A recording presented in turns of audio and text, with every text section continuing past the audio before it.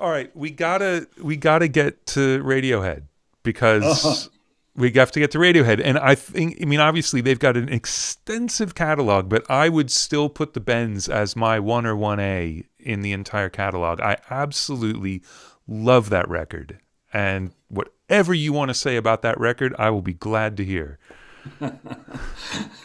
Yes, it is quite good. It was a period of time.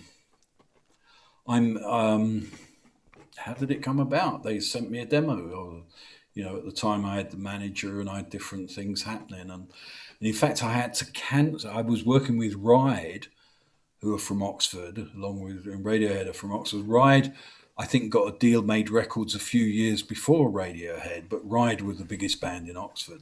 And there's me working with Ride, and Ride overran.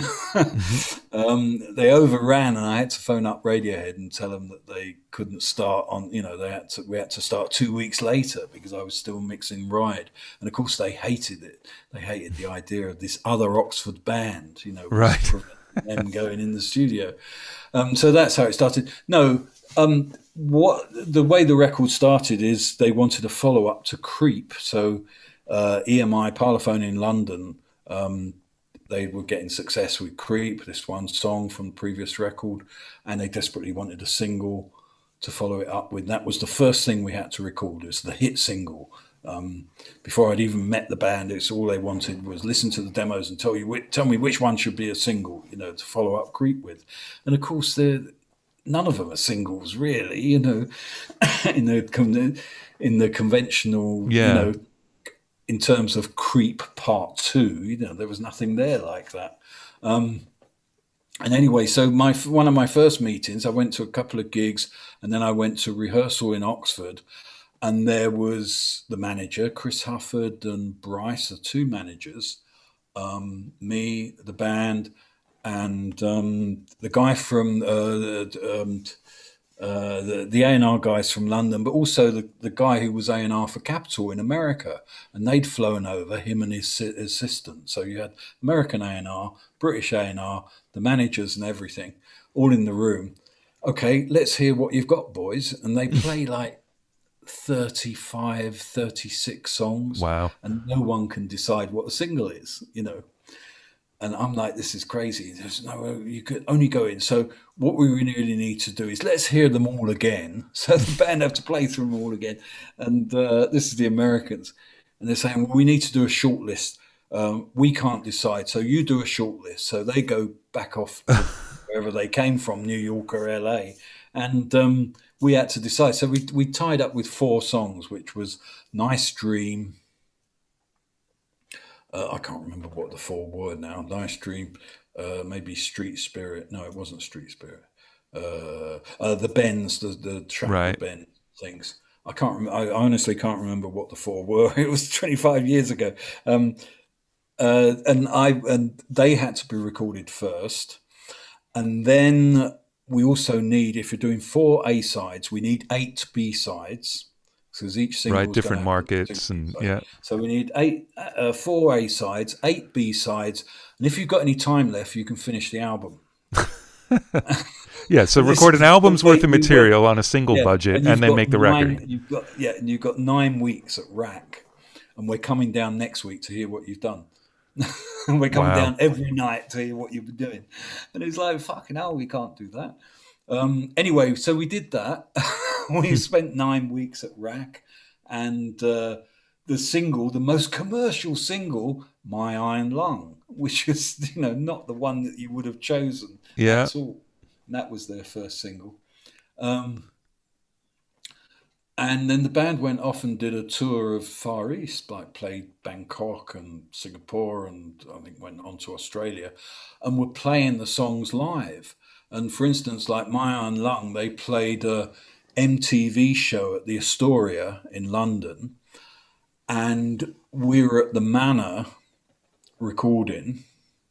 Oh, sorry, I've jumped the gun a bit. So after 5 weeks at Rack, they came back after playing these songs live and said, we want to go in the Manor and redo some of the tracks.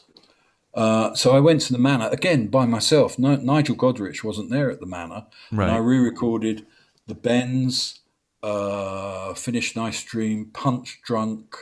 What's that other one called? I can't remember. Recorded about 4 or 5, but the key songs, and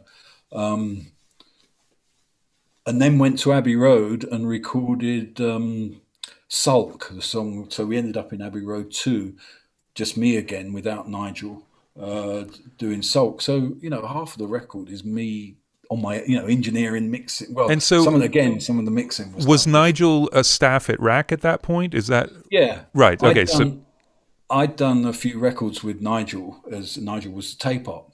right. And, he was up and coming engineer, wanted to, get sessions.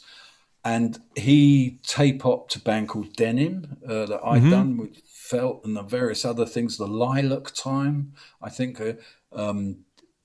Nigel was a tape on Ride. So before Radiohead, we'd been at Rack doing Ride, and Nigel was the tape-op. And then when we come to do Radiohead, and of course Nigel hadn't met the band or anything, and I was like knackered because I'd been doing Ride for the last Right. 6, and I was like going from one to the other. And I said, Nigel, you just set it up, and you do this, and and I'll just produce, kind of thing. Okay, great.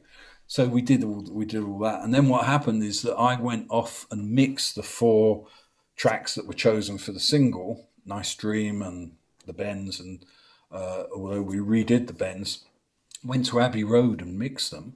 Well, enormous expense, but left everything set up at Rack. And during that time, Nigel recorded Black Star and another song, I think. I can't remember Fake what they're Plastic called. Trees, or was that one later on? No, that was me. That was all All me right. at Rack.